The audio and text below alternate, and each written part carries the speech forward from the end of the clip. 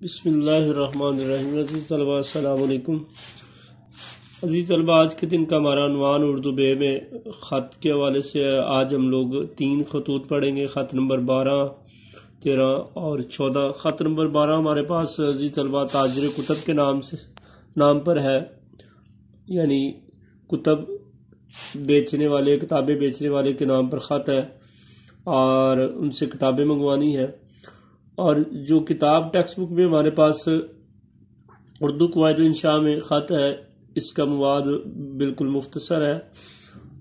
اس کے اندر اضافی کلمات استعمال کر کے لکھیں گے تو یقیناً پورے نمبر ملیں گے یا اچھے نمبر ملیں گے۔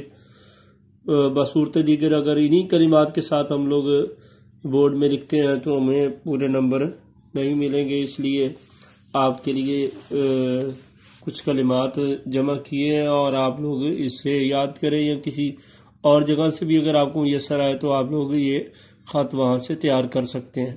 سب سے پہلے امتحانی مرکز طریقہ کار وہی ہے، خط تاریخ لکھیں گے، مکرمی مینیجر صاحب دارالارشاد کے بعد جگہ کا نام نہیں لکھا، کتاب میں جگہ کا نام درج ہے، اس کی جگہ الف ب ج لکھ دیا گیا ہے۔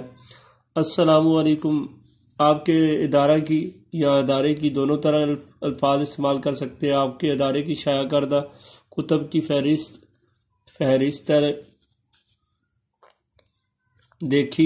دیکھ کر خوشی محسوس ہوئی کہ آپ اس دور میں بھی لوگوں کو کتاب کی طرف مائل کرنے کے لیے کیسی نایاب کتب کو شائع کر رہے ہیں۔ محترم جناب، میں نے ایک لائبریری بنا رکھی ہے، اس میں بہت سی کتب عوامی مطالعہ کے لیے رکھی ہیں۔ آپ کی فہرست دیکھ کر خیال پیدا ہوا کہ آپ کے ادارے کی شائع کردہ اہم کتب کو لائبریری کا حصہ بنایا جائے۔ امید ہے کہ آپ خصوصی رعایت کے ساتھ یہ کتابیں بھیج دیں گے۔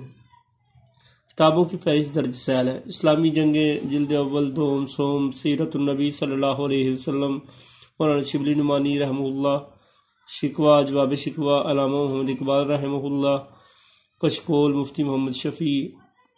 براہ کرم مذکورہ کتب بذریعہ VPP ارسال فرما دیں۔ والسلام، آپ کا مخلص حمزہ چھوٹی یا بڑی ہے۔ اس کے بعد ہمارے پاس عزیز طلبہ خط نمبر 13 ہے، ہمسائے کے نام پر خط ہے۔ اسی طرح امتحانی مرکز شروع میں لکھیں گے، تاریخ لکھیں گے: محترم زید صاحب، السلام علیکم، آپ جانتے ہیں کہ ہمارے اسکول کے امتحانات قریب آ رہے ہیں۔ دن اسکول میں گزر جاتا ہے اور رات کا وقت ایسا ہوتا ہے جس میں طالب علم پڑھ کر امتحان کے لیے تیاری کر سکیں۔ مجھے معلوم ہے کہ آپ کو موسیقی بہت پسند ہے اور عام طور پر ریڈیو کو چالو رکھتے ہیں، اور آواز بھی عموماً اونچی ہوتی ہے جس سے میرے مطالعے کی یکسوئی ختم ہو جاتی ہے، یعنی میری توجہ ہٹ جاتی ہے، اور لہٰذا ملتمس ہوں کہ اگر رات کو ریڈیو سے شغل نہ فرمائے تو احسان ہوگا۔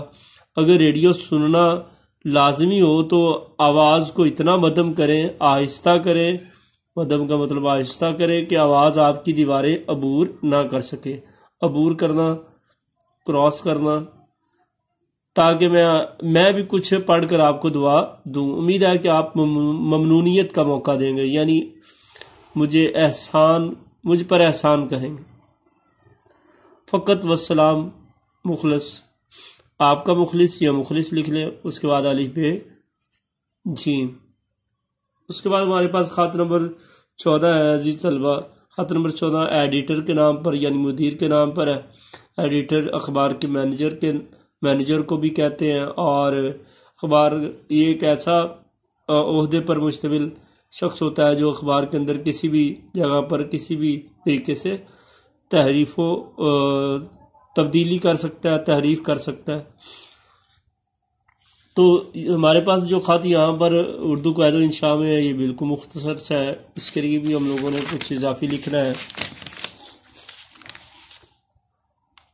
ایڈیٹر کے نام پر خط، امتحانی مرکز تاریخ لکھیں گے، تاریخ کے بعد ہم لوگ مکرمی مدیر صاحب، ماہنامہ یعنی ایڈیٹر جس ماہنامے کا کام کر رہا ہے اور جس ماہنامے کا ایڈیٹر ہے، مدیر ہے، اس ماہنامے کا نام بھی لکھیں گے۔ ماہنامہ نقوش کے بعد جگہ کا نام ہم لوگ نہیں لکھیں گے، اس کی جگہ ہم الف بے جیم لکھ دیں گے۔ السلام علیکم۔ اس کے بعد القاب و آداب کے بعد میرے لیے یہ بہت اعزاز کی بات ہے کہ میں ماہ نامہ نقوش کا مستقل قاری ہوں، قاری پڑھنے والا۔ شروع میں مجھے یہ ایک دوست نے بھجوایا تھا، اس کے عملی، ادبی، سنجیدہ اور اصلاحی مضامین پڑھ کر میں تو اس کا مداح ہو گیا ہوں، مداح چاہنے والا۔ واقعتاً وہ برائیاں جو ہمارے معاشرے میں پائی جاتی ہیں، ان کا سد باب بہت ہی احسن انداز میں اس رسالے میں بیان کیا جاتا ہے۔ اس کے ساتھ ساتھ مضامین لکھنے والوں کی آسان اور سادہ زبان بہت ہی قابل تعریف ہے۔